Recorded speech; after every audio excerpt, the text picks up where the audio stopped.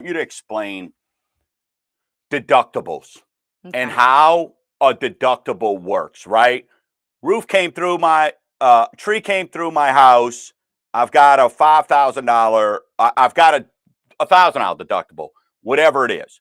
When does that get paid? How does it get paid? Kind of explain. Do I have to come up with that up front? Kind of break down how deductibles Deductibles work. work. Yes, please. So, and after you have a claim, an adjuster will prepare a damage estimate, and they will calculate what the costs are to make the repairs, and then they apply whatever your deductible amount is to that bottom line. If the if you have a $10,000 uh, damage claim and your deductible's 2,500, then you're gonna get the difference of those numbers in a payment. Okay. So that's you. It's not like you're coming out of your pocket Thank you. with the money. Right. You are sub subtracted. It is subtracted from the damage amount of the house. Now, that also doesn't mean you want to go get a $15,000 deductible so your insurance could be cheaper either, right? Well, I mean, you have to look at what are you comfortable with? What are you comfortable with? Because if you have a $5,000 deductible, it's almost like your health insurance, depending on which one you go with. Correct. Right? Just you may like have selecting deductibles on I, your health insurance. I've got right on your health. Like, hey, all right, you took, this bronze means you got to pay the first $2,500 of all your visits and all. Then after that, 80% of whatever. Right. Well, that's a little bit more complicated than what we're talking about, because it's basically when you have a claim, depending on the type of claim it is, because you have in our area, you everyone has two different deductibles. Okay. One of So them, explain that. one deductible that you'll typically see as a flat number. When I say flat, meaning it's not a percentage. It's 5,000, 2,000, 1,000. That's called an all other peril deductible. And those apply to any peril covered on your policy. And a peril is something that is sudden and unforeseen. Okay. Then your second deductible is typically going to be a wind, hail, or named storm type of deductible, which they typically issue in percentages: 1%, 2%, 3%, 5%. That's the numbers. No 4%. I don't know why they just skip right over that Right. number. I can't answer that. But those are things that when you're talking to your agent and trying to work with them to lower your premium, okay? Those are things that we go through and let the customer know this is how much you're basically self-insuring for, which is in fact your deductible. So another little twist on these percentage deductibles that people need to be aware of is some companies will issue um, a deductible for a wind, hail, and a different deductible for named storm. So you might have a 1% wind, hail and a 5% named storm. So what that means is if a tropical storm that has a name or a hurricane damages your home, then it's typically the higher deductible percentage. Right. If you have an event like we had on January 8th in our area where there was reports of hail damage, that would be your wind, hail deductible, which in some cases could be your all other peril deductible. Okay. Because that company said, look, we will only charge you this higher deductible if it's a hurricane or tropical storm. Any other damage to your home reverts back to sometimes that flat deductible, 2,500, 5,000. So the folks that had these hailstorm damage claims and aren't really seeing that real high hurricane deductible right now. Correct. Okay. Let me ask you this. Is that what is considered a split policy? No. Okay, right. So a split so policy. let's explain, because I know right now when we're getting quotes from y'all on home right now, split policy, I don't want to say a lot, but more than what it used to be. Oh, yes, So indeed. explain what that is so people Get it. understand. Okay. So prior to this insurance crash, I'm going to call it, a lot of folks had one policy that covered all perils, including wind and hail and hurricane, with one company. Okay, that's how we wrote it. Right. After this failure occurred, we had a lot of companies that were willing to write the all other peril type of policy, but they didn't want to insure you for wind, hail, and hurricane. So a lot of folks ended up purchasing that coverage through LA Citizens because we had really zero carriers to offer to our clients to cover them. And so a lot of folks have what we call a split policy where your all other peril coverage is with one company and your wind and hail coverage and hurricane is with LA Citizens. That's typically the split you're going to see. Right.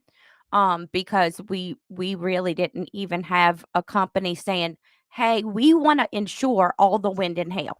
Okay. Yeah, and So and we that's had to go to Citizens. in Gumbo Nation. That's why she's part of the Total Home Authority. That's why she's the queen.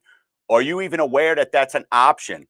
Some insurance companies may not be offering that. Maybe I don't want to say they don't know. They have the option, but it's more work for y'all to go quote. It's Oh, easier to yes. go, hey, 3,200 and out the door versus, hey, 2,400 Yeah. and split the policy. But people be getting with you to let you know maybe they need a policy change?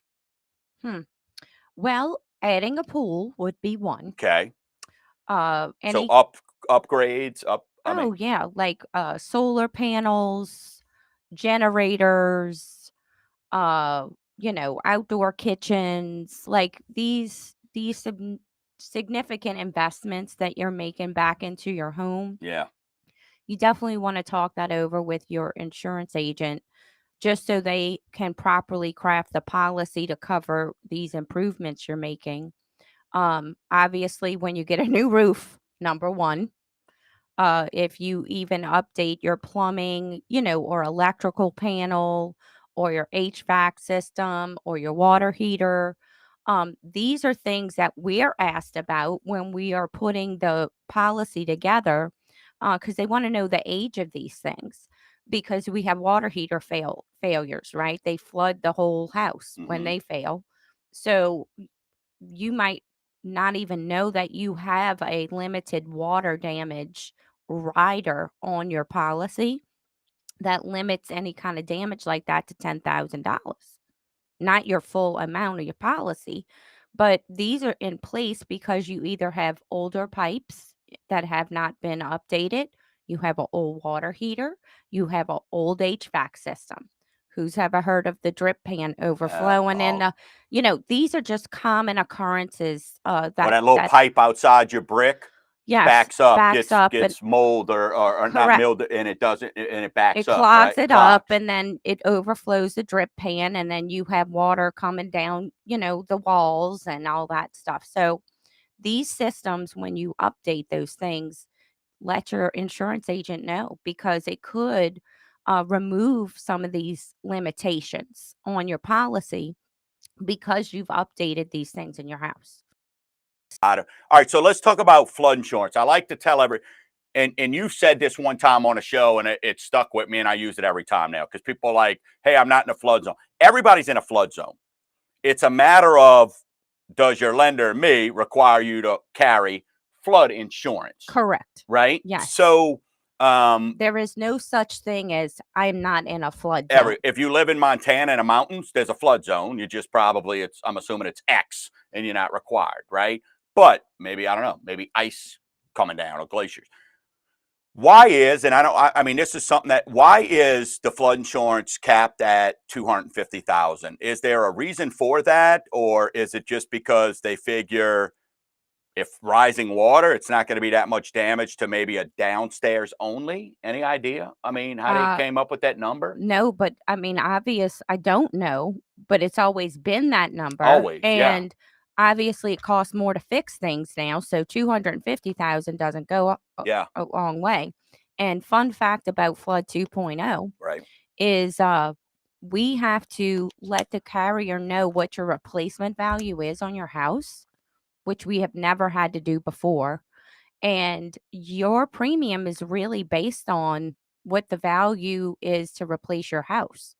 So you could have two identical policies have $250,000 in coverage for the house, right, but your premium is 800 because your house is valued at 300,000, and this guy is paying $1,000 in premium because his house is valued at 500,000. You see what I mean? yeah, Like, yeah, so they have factored that into the premiums now based on what the replacement value is of your house, which that is new, okay, since Flood 2.0 came out. I will say this statistically, I don't have the actual numbers, but I've heard this umpteen million times. The people in X's and C's and the non-lender required, places, they flood yes, more often than the people that are in the A's and yeah, the AEs. that's right, Um, and that's the worst thing. But I could get on a soapbox about sure, this, but to me, if they would escrow the flood insurance, okay, in your when you go to purchase the house, we would have a lot more people participating in the flood program to spread the risk out. yeah, But like when they come to you and you're not escrowed and they want $1,000 right then and there, there's no payment plan, there's no finance agreement. You just have to either come up with the dough or you're SOL. yeah. Well, and the other thing I would say, if you are in one of those flood zones that where your insurance is cheaper and you're like, I never flood because of 2.0, do not, do not cancel because it's assumable, Yeah, right? And we do that and take advantage of that a lot of times where the new policy might be $1,600, but they're assuming a policy that's $900. correct. Because that policy that's assumable is on a graduated scale to increase every year incrementally. Right. Versus, hey, I'm going to buy a property that doesn't have flood A punching them insurance out. on it, Yeah. and it's a big, big number to come up with all at one time. I mean, I know you don't have your crystal ball, but you are a queen. Um, I think I like that we're starting to hear about them relaxing the Roof year, roof roof year, situation. yes, I think that's a win. And is that pretty much what right now we need our listeners and folks in our area that listen to Mortgage Gumbo and Part of Gumbo to understand? Like, that's going to be your wins right now. Some company coming in here because of, as you started the show with saying, here's the minimums to operate in Louisiana. Some company coming in, like we could sit there all day and go, hey, competition's going to make it better. If you got to operate at a certain number, it's not. They could have 100 people, yeah, but if they're 100, bring in 100 different companies. companies. But if they don't, if they all got to operate at a certain minimum number, It's not attractive. it's not That's a thing. attractive. So It's just I think the big thing is there. Don't expect like all these people. I got the closing. I say, oh, some new companies are coming in. It's going to make insurance great. Things are going to get a lot cheaper. No, let's hang on.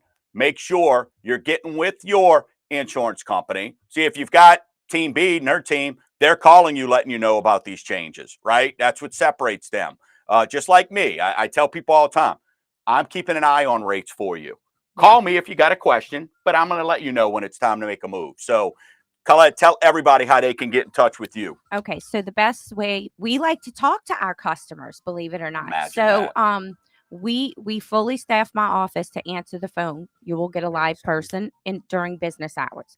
985-951-2070. Or go to mortgagegumbo.com and it'll take you directly to it. Queen, thank you. I know your time is always precious, always amazing, and look forward. We'll do this again soon. Till next week, Gumbo Nation, keep stirring the pot. Because, Wholesale. right. You did the loan. The loan's done. They want to know why are you Dwayne, charging them. You told me it was a fixed rate. Why is my payment going up? Yeah. Right. So explain why that happens, right? And that's kind of what you're saying, right? Because the insurance is sometimes it's taxes. Yeah. But let's talk about from an insurance, when that year comes up, when that renewal period comes up, Right. things may have changed. Maybe you didn't answer the phone when your insurance company was telling you, hey, give me a call. We've got to shop this, because when you don't have the money in your escrow, what then happens, right? The company is just going to charge you that difference till they collect it. So they're going to raise your house note. That's when it becomes an all-out world coming to an end. Here we go. Oh my God, my house note went up $700. Correct. Okay. Correct. So I say to them, let's look at the policy you have. Mm-hmm. We have remarketed it. We can't find anything less expensive at the moment. So let's look at your policy and see what we can do to make changes to your policy to bring that premium down. And typically there's two items we go to first. Okay. Number one is your deductibles. If you self-insure more, you're going to pay a lower premium. Okay. So we'll look at your deductibles and say, hey, look, you're at 2% of your coverage on your home as your hurricane deductible. Right. Would you be willing to go to 3% or 5% in order to save $700 in annual premium off your policy? Let's look at your contents, your personal property inside your house. If you're a single guy living in a 350,000 square foot home, 350,000 out home, 3,500 square foot house. You said 350,000 square foot home. But so well, no, I meant $350,000 valued home. Correct.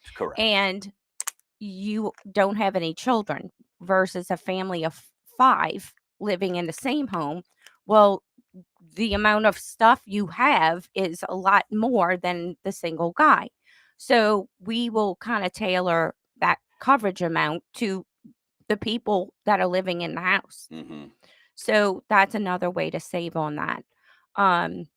We also revisit the coverage amount on your home. Sometimes these insurance companies have a built-in inflation percentage. So when the policy renews the next year, the coverage amount on your home increases. And that will impact your rate. It impacts your deductible. So we're looking at that to see if we can, evaluate what the current replacement value is of your home and have a conversation with the insurance company to see if we can bring that number back down. And I think, Colette, that's what a lot of home buyers, unfortunately, just are not understanding, is because, look, for those who have been homeowners before, they've refinanced, even those who've got the 2.5% rate, this is happening to them. And is that change? Because you never heard of this before. Is it simply just because it's happened, but it's so plentiful now? Is it simply because of the companies going out, the changes in premiums and all that? Is that why it seems to be? I mean, I'm fielding a couple calls a week is how much it, I mean, so I can only imagine. Time because, I want to go back to why are we paying so much? Yeah. And one of the reasons, there's multiple reasons why we're in the predicament we're in. So there's no one quick fix to fix all this. And the large majority of why we're paying such high rates is because we have regional insurers that rely upon purchasing catastrophic coverage from 3 or 4 unregulated insurance companies. So these unregulated catastrophe insurers can dictate how much premium they charge our regional carriers. So when they come to the table with a 300% increase in rates that they have to pay, meaning the regional insurers, that's why the rates jump so high. Because in order for them to be able to stay as an insurance company and write a policy, they have to pay this premium, and they're passing that along to us, not because they want to. They have to.